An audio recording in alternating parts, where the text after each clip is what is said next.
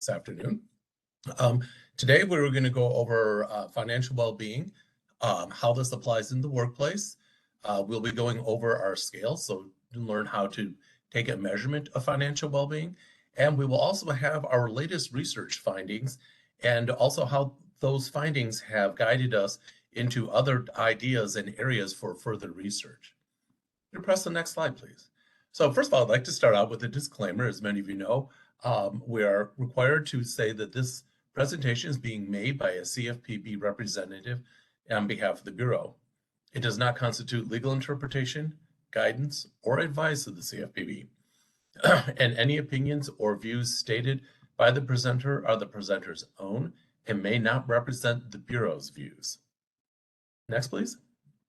So here's going to be our agenda for today. Again, we'll start off with defining financial well-being. Then we want to do a spotlight on financial well-being in the workplace, and we'll go over why it's important for us to look at the workplace. Then we're going to go into a measure of financial well-being, how you can come up with a score for this. And then we're going to go over some of our latest research findings, looking at it comparing 2017 to 2020, and then also some ideas for further research that we'd be very interested in learning from all of you. Next slide, please. Next slide, please. So financial well-being is, in the simplest definition, is have a sense of having financial security and financial freedom of choice in the present as well as for the future. So this very simple graphic here illustrates to you in a very simple, easy way what financial well-being is. If you're in the present and you're looking for freedom, financial well-being would have financial freedom to make choices so that you may enjoy your life.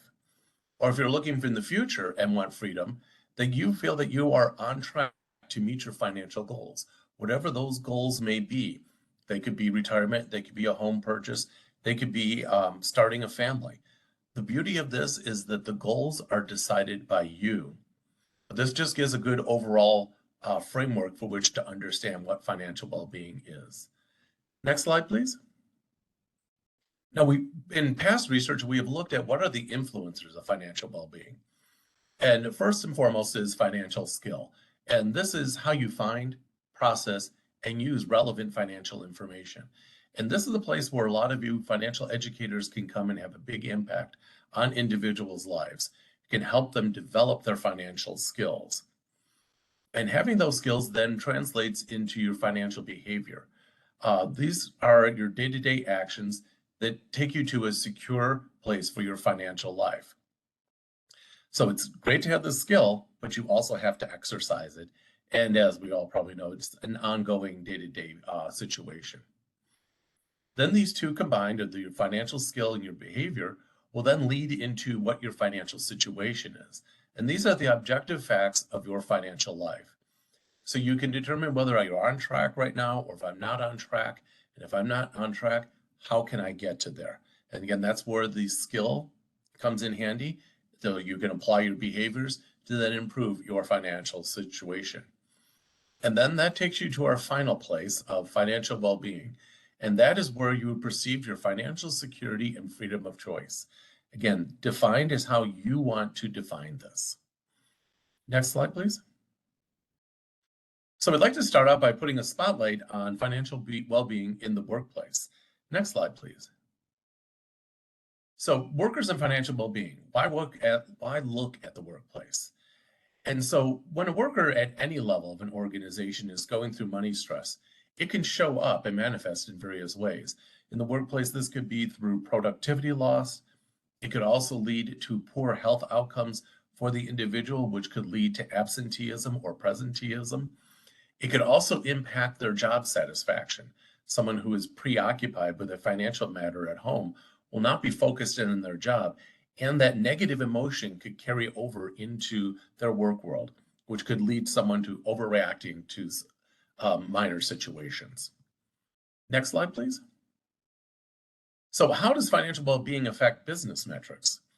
So what we discovered over the years is financial well-being has moved from something nice to have to an essential offering. In the past, what we found is that employers were previously going to their 401k plan service provider to get financial education tools and resources. but those were tended to be focused on retirement. Today, there are many more organizations out there that are specialized financial well-being providers, and they offer a diversity of different services to help an individual not just get on track for retirement, but manage a mortgage, manage credit, getting established. So when working with employees on personal finance issues, one of the things that we have discovered is that empathy is incredibly important. Many employees could be experiencing a wide range of negative emotions when they're dealing with financial stress, from shame to guilt to frustration. Demonstrating empathy towards their situation could help them overcome these negative emotions, overcoming those emotions, that negativity, and then being able to focus on developing positive outcomes. Financial stress has been found to be a factor that could negatively impact an employee's work performance. It is really unrealistic for employers to think that employees are not bringing this stress factor with them into their jobs. An employee that is stressed about being unable to pay their bills is not well focused on their work. If not addressed, a situation like this could have long-term impacts, as we've identified, such as absenteeism, presenteeism, low work quality, potential workplace accidents, and increased healthcare costs due to the physical manifestations of stress. So this graphic shows you nicely about how all the other different business metrics that can come in and be impacted by an employee's financial stress, and how financial well-being and providing these resources and services and demonstrating empathy to an individual can eliminate that stress and then turn this into positive outcomes on the slide. Next slide, please. So why look at the workplace for financial well-being? Well, one of the things is that employers are in a unique position to have an impact on the employees in their workplace. The nature of the relationship between a worker and the organization is by definition financial. Workers make money decisions at work and related to work. Workplace is also the only place where many adults get their financial education. And we'd like to emphasize that if you think about it, there are a lot of financial decision-making that occurs in the workplace. Beyond your paycheck and your taxes and saving for retirement, you also make healthcare decisions by your choice of insurance, long-term, short-term disability, life insurance. There's ways to save money aside for healthcare benefits. You could also do this for childcare benefits. So there's a lot of going on that can impact you within the workplace where finances play a key role.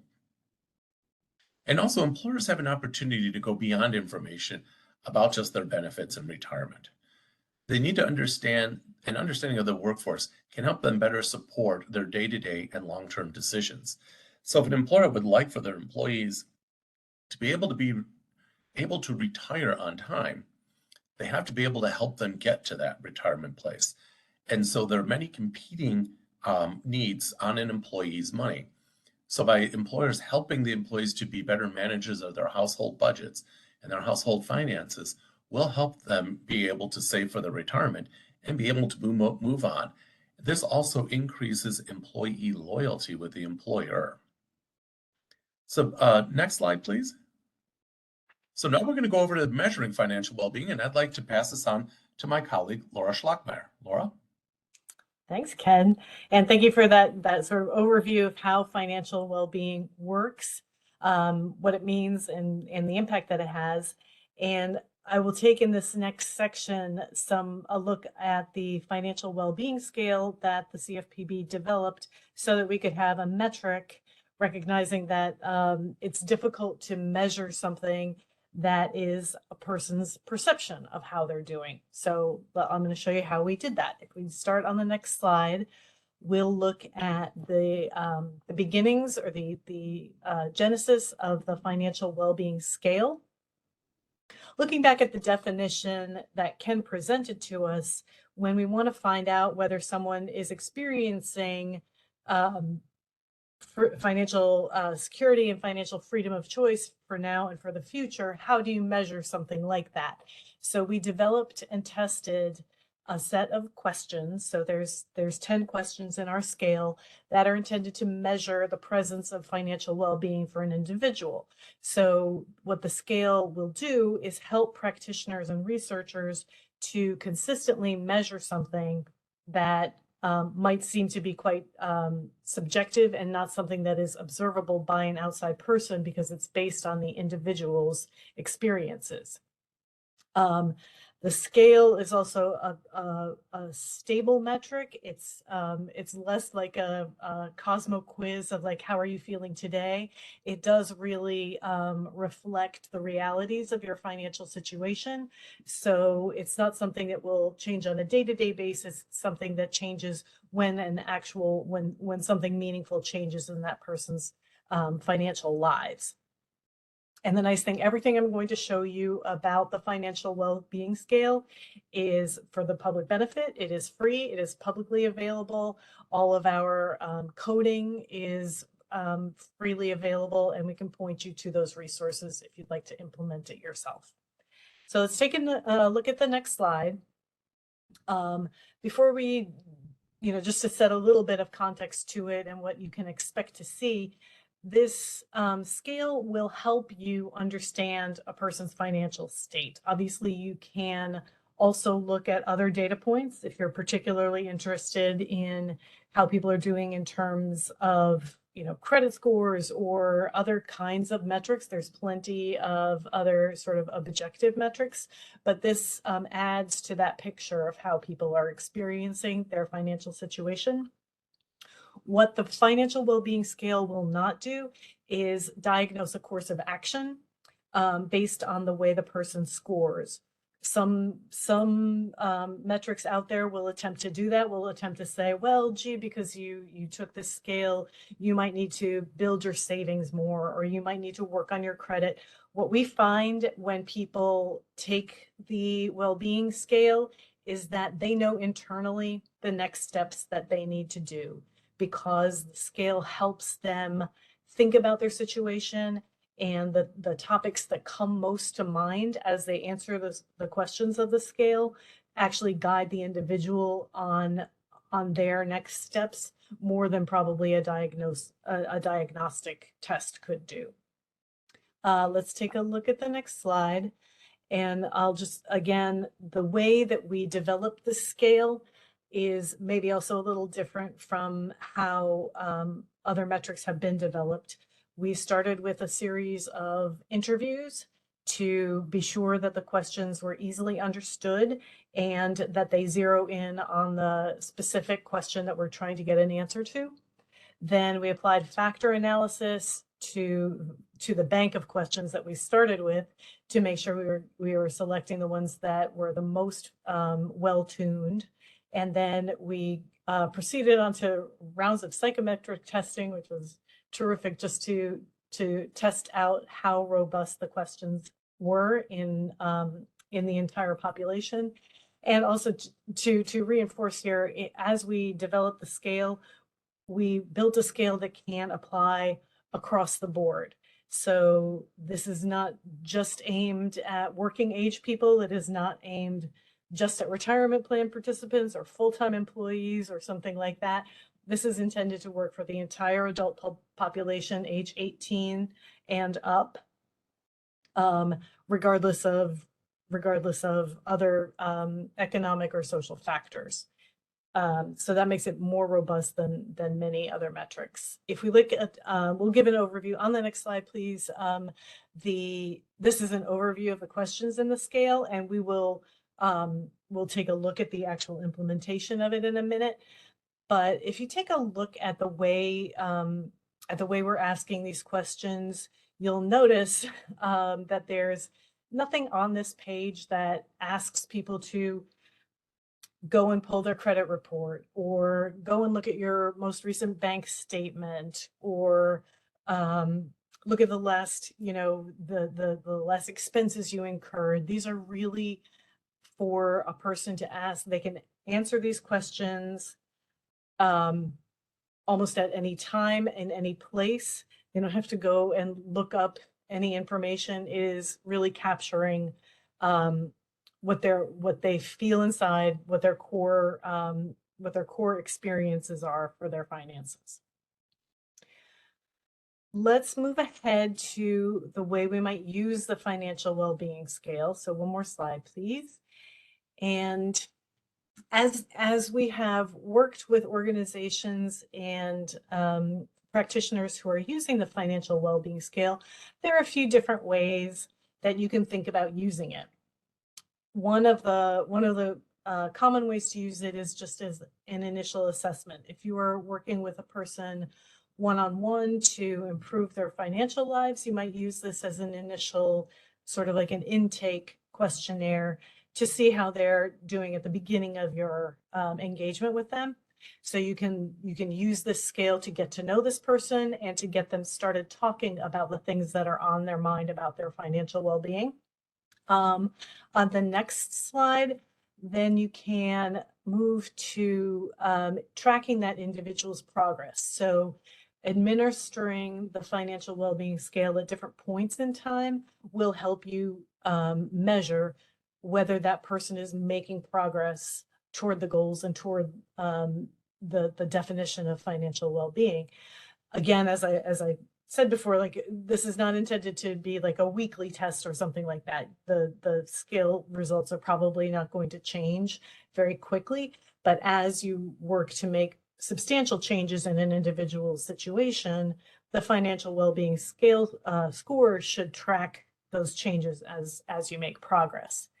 On the next slide, the other common way that the financial well-being scale is being used by practitioners is to assess program outcomes. So in other words, the scale is administered to participants in a particular program, and that measures the extent to which that program is having an impact on the financial well-being of the people who are participating in it. So this gives you actually that picture of how effective is the content or the delivery of the program that you're administering to your people.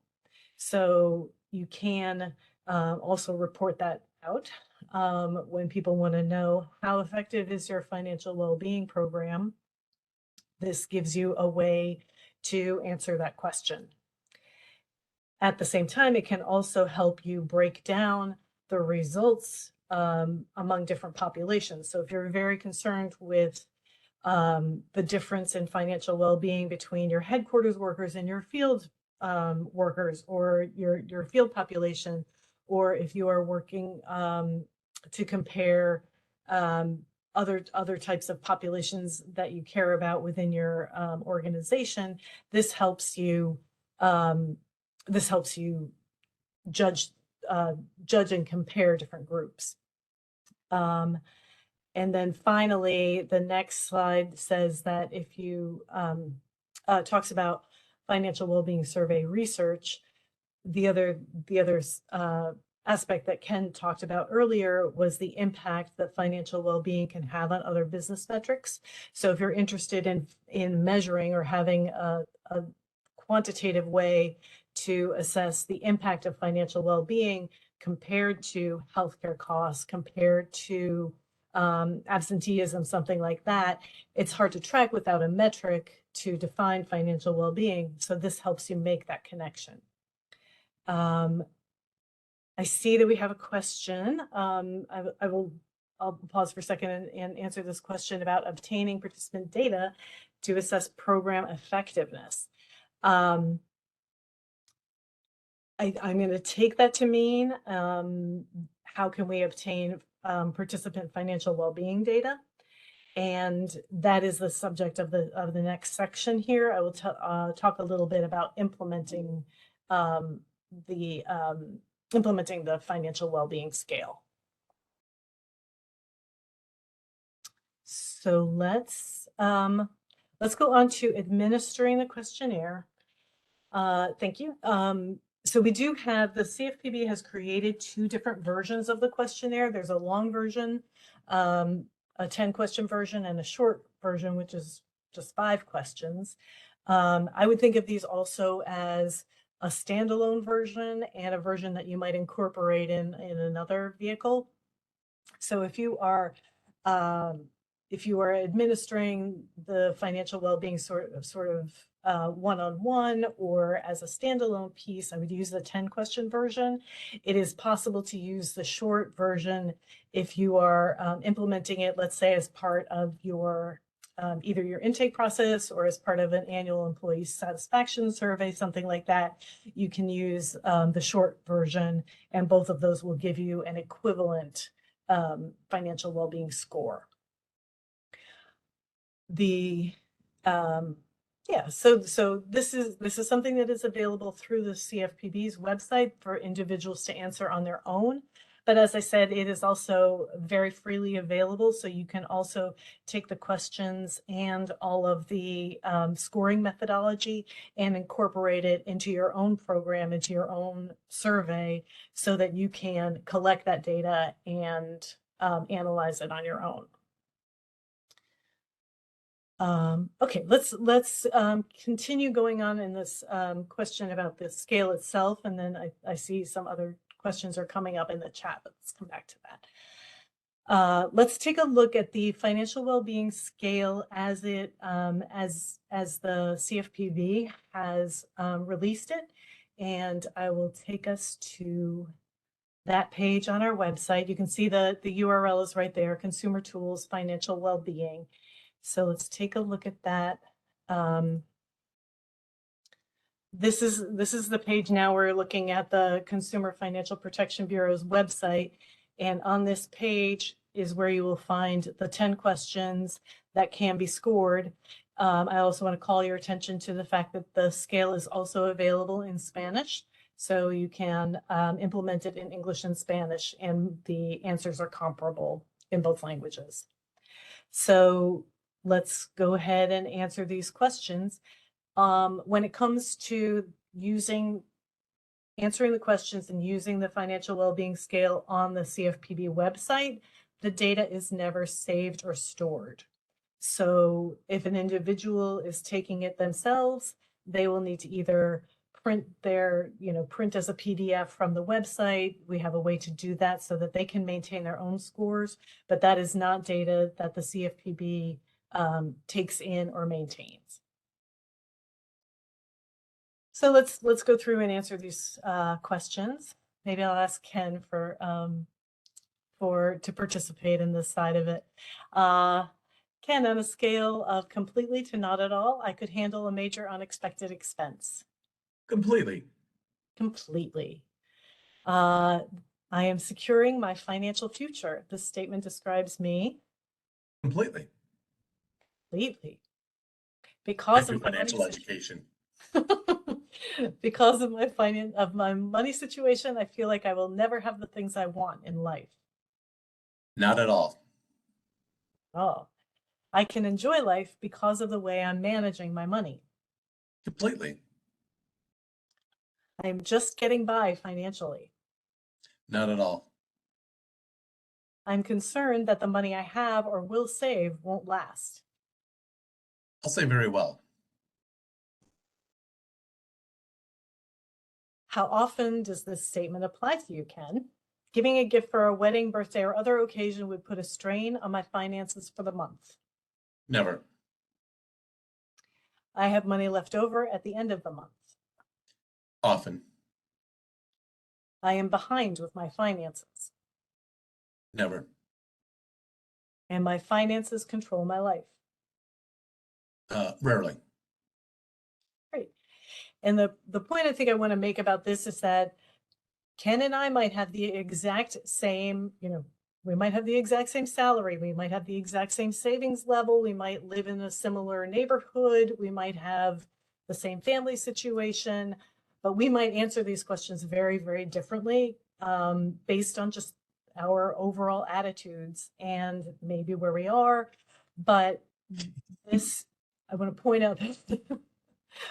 out that is what's capturing sort of the differences between the objective financial data that you might know about somebody and how that person is actually experiencing their financial lives. I'm going to go ahead. Mary's response. Sorry, Laura, I was laughing. I see Mary's response in the chat. Oh, I see. All right, I went and like I selected your age group. There is slightly different scoring for adults ages 18 to 61 and 62 and plus, and it matters actually in this case whether somebody is reading the questions to themselves or whether they're hearing them read to them. So once I click the financial well-being score button, then we see how Ken's results stack up against the population that's in our database. The US average is 54. And then Ken's score here was 71. That puts him on the high side of financial well-being. And then the rest of this page kind of allows you to take a look at your answers. How did he answer these questions? And take a few next steps based on what you yourself feel is the next good idea for your situation. We also do at the bottom have some score comparisons by age, by household income, and by employment status. Those are very interesting. We find that people are not always interested in how they stack up against others in their age ranges. Just fine. Most of this is very individual and very personal, and nobody wants to necessarily feel compared, but that information is there if you'd like to look at it. All right, so let's go back to the presentation, please. Robin. Before I move on to interpreting the scores, are there questions in the chat that we want to get to now? I'm sorry if I missed some. Ken, have you been watching?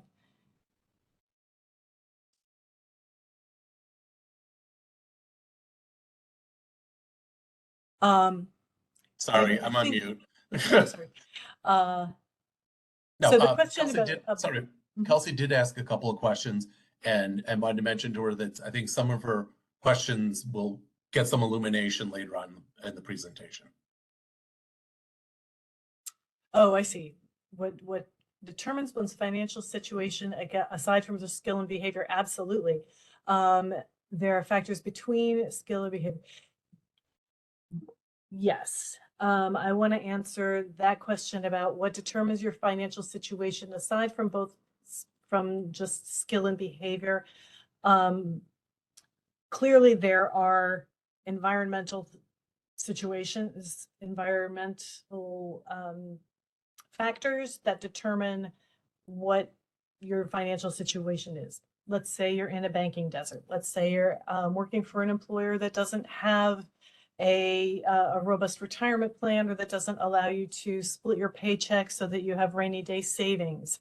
That there are just factors that are beyond a person's control, and we should really have Ken was talking about empathy, but we really do have to understand very well the environment that people find themselves in, and to the extent that they can exercise skill and behavior inside that environment, they may feel very fine about their financial well-being. But there are also times when that environment works against you and does not allow you to use your skills and to change your behavior and change your financial situation. If there are factors between, yes, so skill and behavior. When we talk about financial skills, a lot of those have to do with making sure that you are acting on the decisions that you make and keeping yourself on track. So actually a financial skill to make sure that you are carrying out your intentions and keeping yourself on track is in fact a skill. So that is something that we try to use financial education to close that gap between skill and actual behavior. Laura, there's another question that came through I think is very interesting because we get this a good amount of times. It was about my score at 71. But if you look at how I answered the questions, you would have thought I would have a score that was above 90.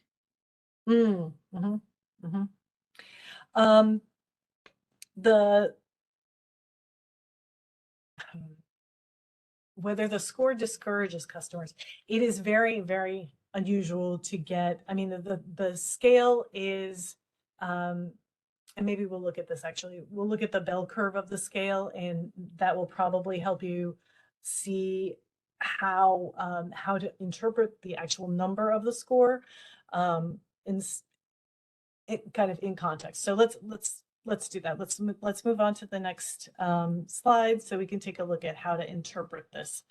Okay. And so the scoring is also very robust and very detailed, for the ability to use those 10 questions or even the 5 questions to provide a robust score. And this is based on essentially kind of what they do for standardized tests. It allows different questions in the scale to contribute differently to the score. So let's take a look on the next slide a little bit more about the interpretation. So when you see, this might help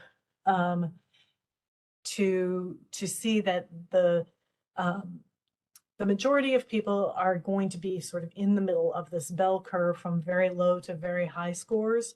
As we looked at, as you saw on the website page, the U.S. average for financial well-being when this was first issued in 2016 was 54, and that is medium high, and that is right about where the median population is. So Ken's score of 71 does actually put him on the very high range of financial well-being. It is equally unusual for people to have a very low financial well-being on the very low end of the scale. By putting it on this sort of 1 to 100 scale, it does feel like people should be aiming for 100, but that's not, it's not like a letter grade. It's not like a school grade like that. It is really a curve where most people find themselves in the middle ranges. Does that help to answer that question, I hope? We will, let's go on and let's take a look at the connections between financial well-being scores. So once when we developed the financial well-being scale, we administered it nationwide. And at the same time that we administered the scale, we asked additional questions about people's objective financial situation. So these are some of the things that we found were associated with higher financial well-being at the time that we conducted this survey. So having a higher level of liquid savings, having lack of a negative experience with debt or credit. And then there were some money skills, day-to-day money management habits that people displayed, and like a habit of savings, for example. And then something that we call financial self-efficacy or self-confidence. That is the attitude that that a person has when they feel that their efforts will produce a change that they want to see.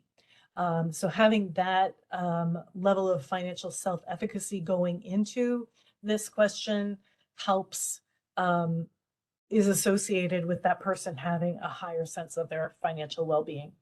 So when you talked earlier about the difference between like skill and behavior and then the person's actual financial situation influencing their financial well-being score.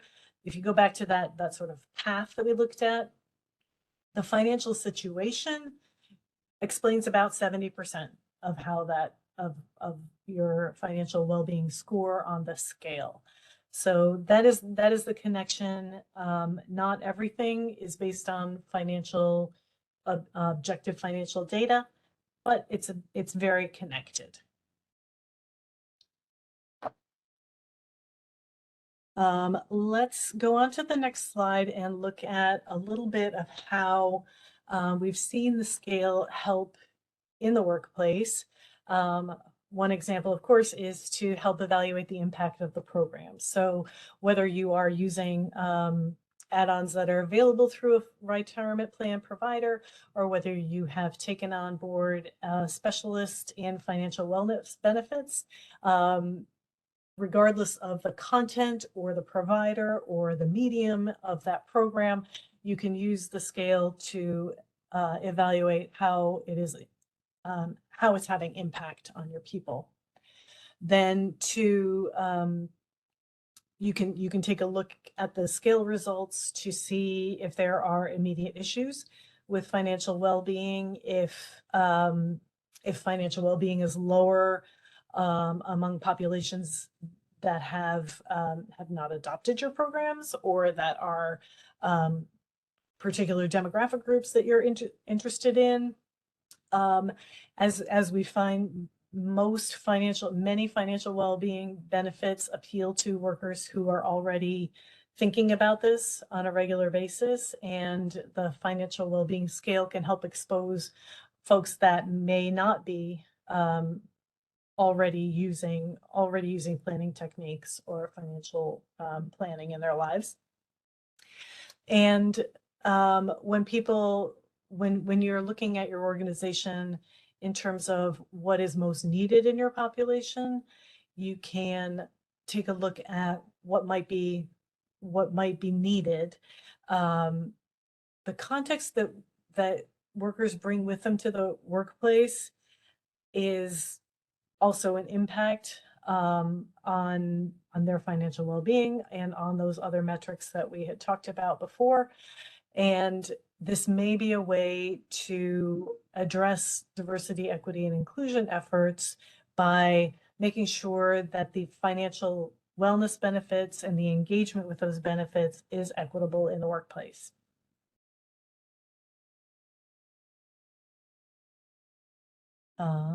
Let's continue to the next slide. So when you gather and analyze this data on your side to see whether people are reporting high financial well-being, then you can look forward to what the next steps would be. Can you hypothesize what the reason is for a low level of financial well-being across the board or in specific populations? What kinds of other benefits or support or details can you provide? And obviously having a benchmark for your workforce compared to the national averages can help you examine where people are relatively low or relatively high. Differences among the groups that you see in the populations that you're serving can influence the way you communicate out, could even influence your choice of resources and programs that you provide. And then if you are able to compare and benchmark against peers, you can look at that information from financial well-being and use that to relate to program satisfaction. If we also use, yes, thank you. This financial well-being scale can also be an education tool itself, and it can help people first begin to enter the topic. It's often a difficult discussion to get started, but even if you are not intending to implement a full financial wellness program, you can help people get started on their own by encouraging them to take the financial well-being scale and get themselves started. So a self-service strategy can use this. You can direct people to take the questionnaire themselves on the consumerfinance.gov site, and then follow through and based on the score that they're seeing or the feedback that they or the feelings that they're experiencing, then they can take that forward and make their own decisions.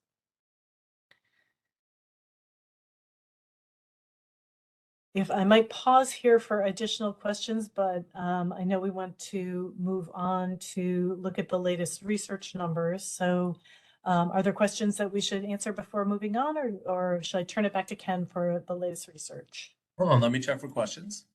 Okay. Here from Jason. Is there a suggested benchmark for what is the significant increase or decrease of the financial wellness score to indicate financial wellness programs' impact? Also, is there a certain time frame suggested to wait until a reassessment? Right. I think the time frame for reassessment is probably no shorter than 6 months. So it's probably 6 months or a year. And to see an increase or decrease of, I think we say like 2 to 5 points is um, is a measurable impact. So I would look at I would look to increase a financial well-being score of 2 to 5 points over 6 to 12 months, and that would be a program that shows a lot of impact, actually. Thank you, Laura. But that's all for now. Great. Then back to you for our latest updates. Thank you, Laura. So one thing, I'm going to drop here into the chat a link to the report that I'm going to highlight just a couple of data points on here, but you can access the full report there in the chat section. Next slide, please. Excellent. So as we've highlighted here already, I wanted to show some other key points. Financial well-being scores that will reflect differences in underlying financial circumstances beyond traditional measures. That we find that the score varies across various adult populations. As questions have been asked, yes, there are socio and economic characteristics that are associated with being financially well-being. Savings and financial cushions provide the greatest difference between people at different levels of financial well-being. And the savings was one that really stuck out to us. We found that those individuals who had an emergency savings plan across all other demographics did report that they had a higher financial well-being score. And also we find that certain experiences with debt and credit were strongly associated with financial well-being. For example, being denied credit or being contacted by a debt collector would negatively impact your score. But if you had, say, just successfully got a mortgage and you successfully got a car loan, you may be feeling a lot better about your personal finances. So there are a couple of situations that can impact how you are feeling at that moment. Next slide, please. So there's the report that I put into the chat. We looked at two different points in time in 2017 and 2020. And I'd like to say that the data comes from the financial well-being scale scores were added into the Federal Reserve Board's survey of household economics and decision-making. And so we had two different data points, one for 2017 and one for 2020.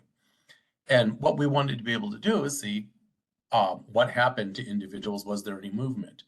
And we're happy to report that on average, financial well-being scores increased by 1 point from 54 to 55 between the two data points.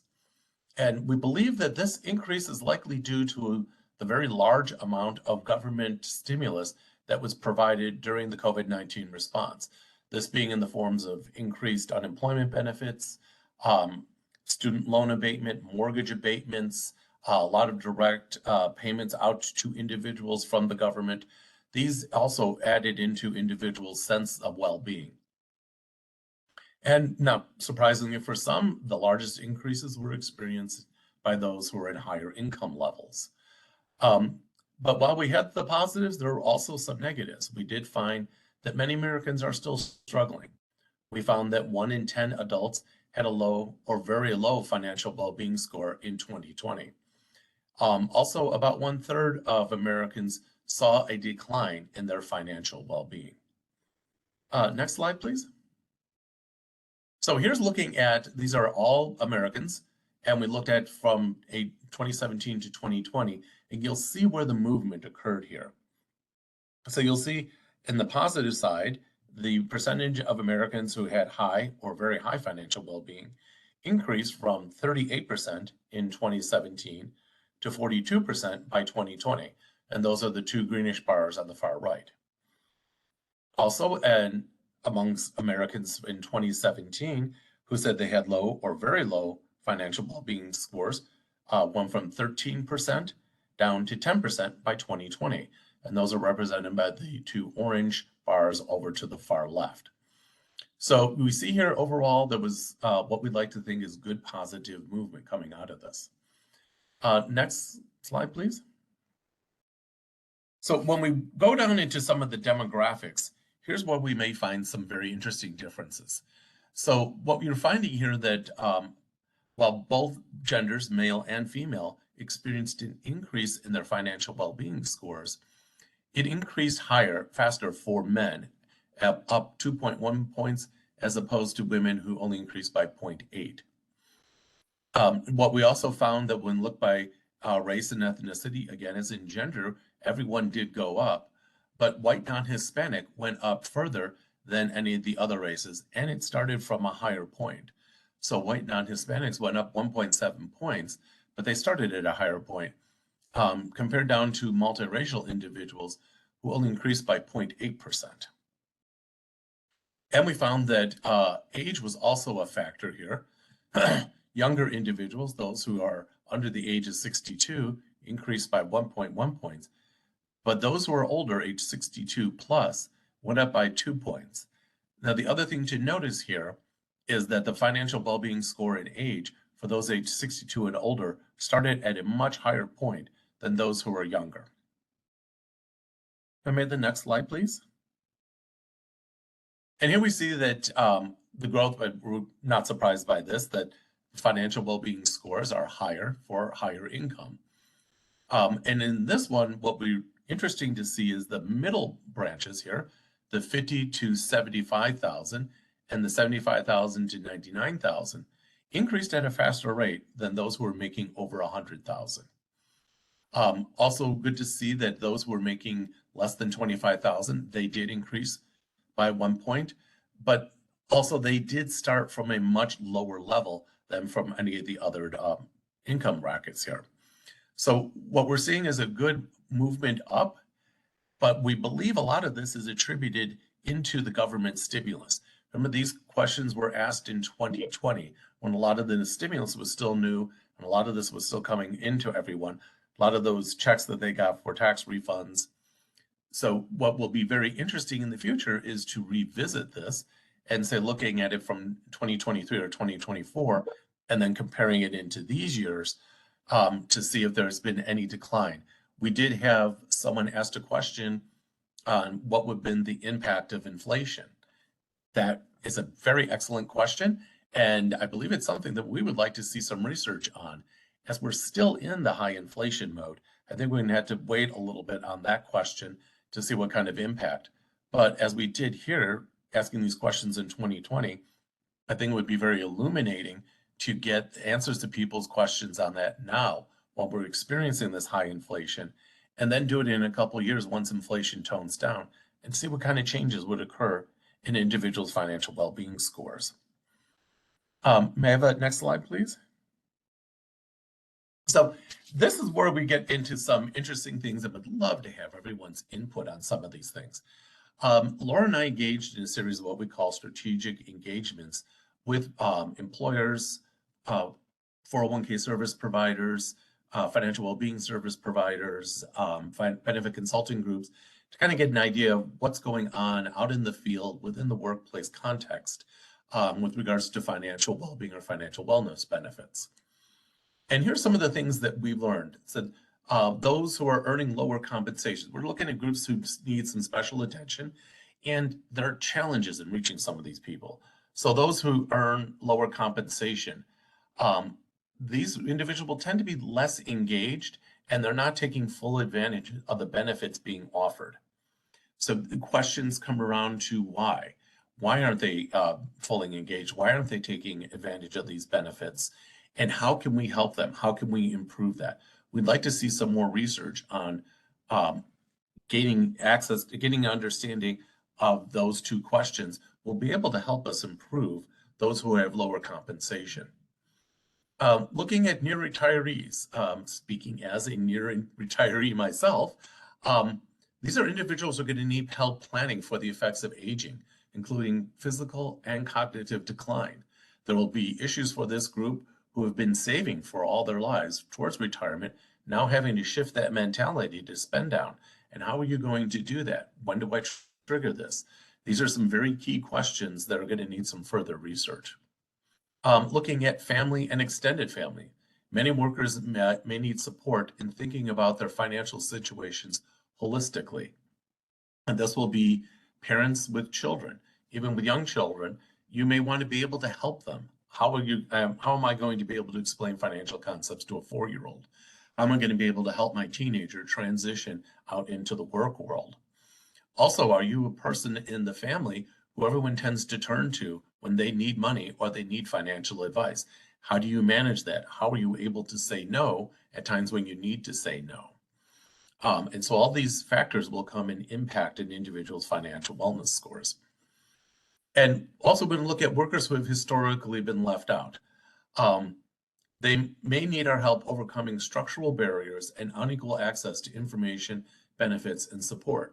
So there are many minority groups out there that have been shunted aside, have structural barriers that have been put in place. So we need to remove those barriers.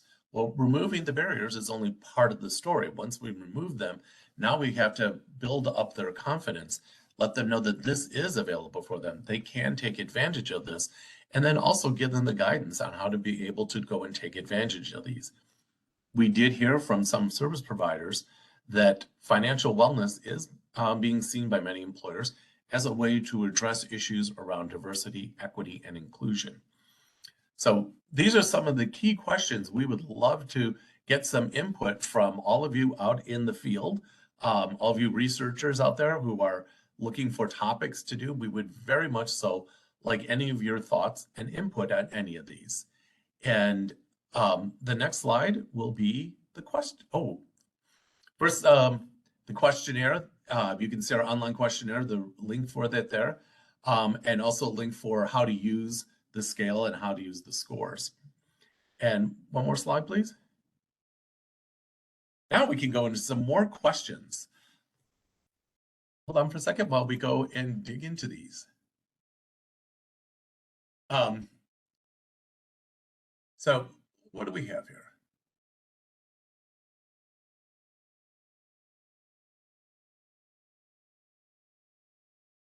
So Laura, we have a question here from Jeffrey Ash.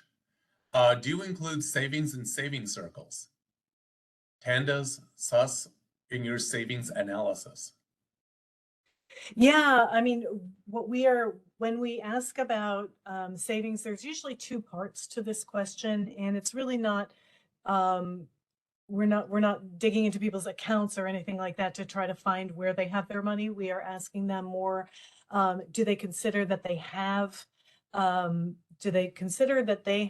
liquid savings, and in however amount that they have, and do they have a habit of savings? And those two things are really they're connected, of course, but those are the things that we look at when we look at savings levels. Thank you. We have a couple questions here on what would be considered the other race.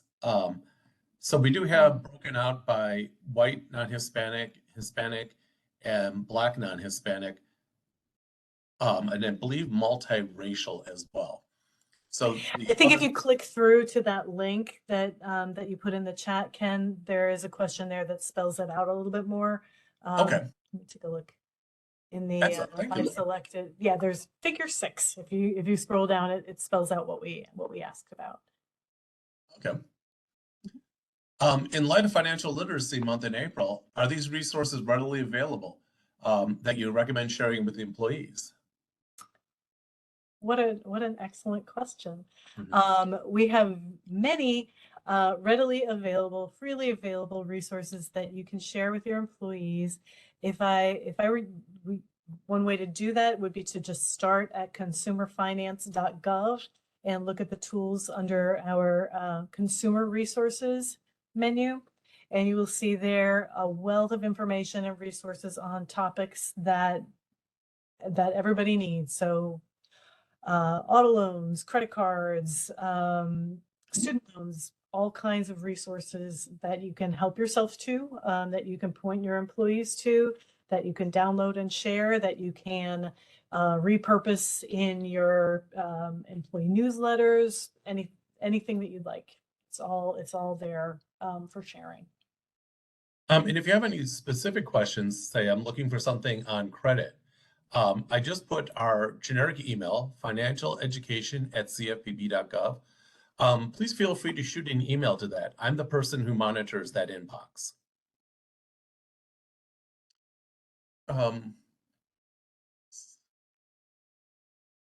We have a question here. Can you provide some guidance and specifics on structural barriers different groups are encountering?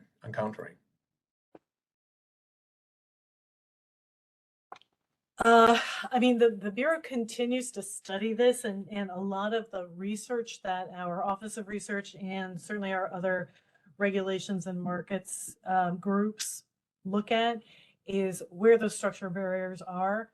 For example, we did an event very recently on assessments, on property assessments.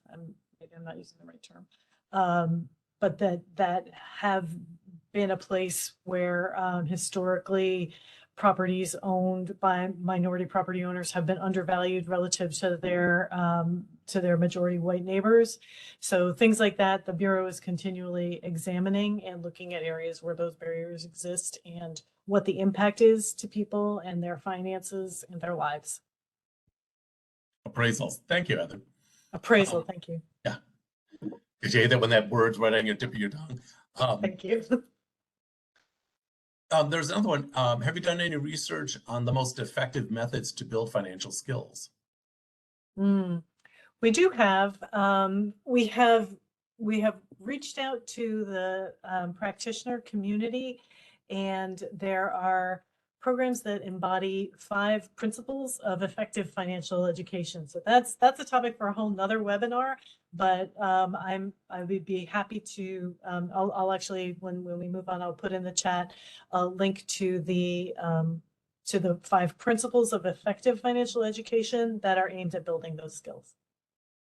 Here's another interesting question. Our financial education resources under the Consumer Tools tab, are they solely US based, or could they be used, implemented in another country outside of the US? For the most part, they talk about the US financial system. Some of the principles probably apply to a global audience, especially skill building. I imagine that those are universal skills, sort of finding trustworthy information, applying that information to your situation, and then using that information to make decisions and follow through. So skill building, I imagine, is really universal. Many of the things that you will find have to do with the way the US financial system works, how our bank accounts work, how our credit scoring system works, things like that. How long has the scale been around? So the question is, when was the scale developed? Would be helpful for understanding that to measure performance. Right. So we began working on this in basically at the Bureau's inception. So the creation of the definition of financial well-being was really underway in about 2014, and then the scale build was built during 2014-2016 and first fielded in 2016.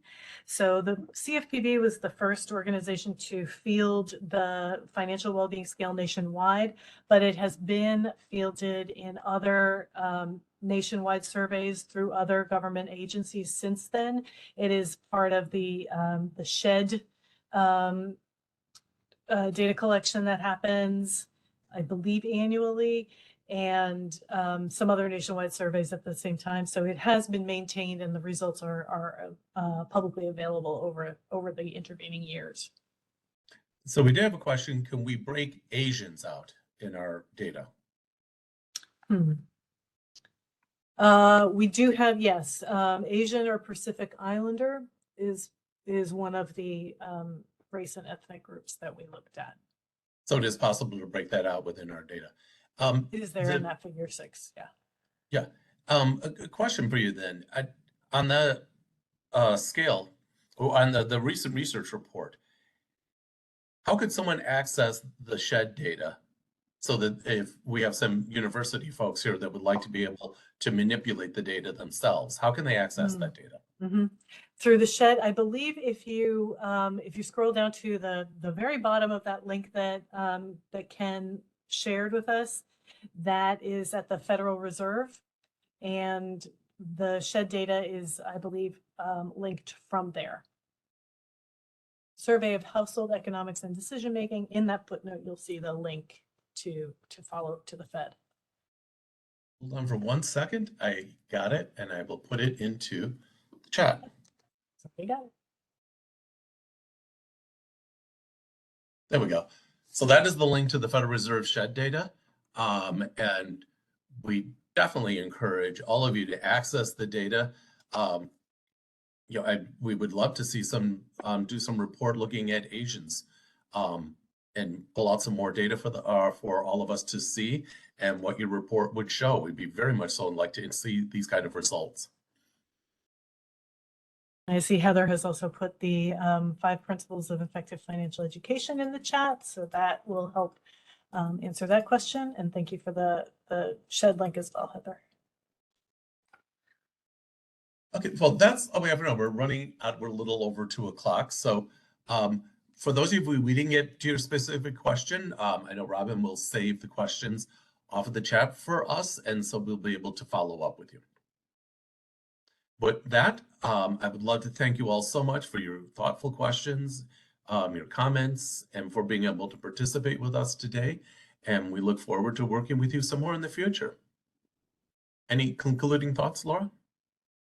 Thanks to everybody who took part. I really appreciate your engagement and questions on the topics. Excellent. Thank you all so much. Take care, and I hope you have a lovely day today.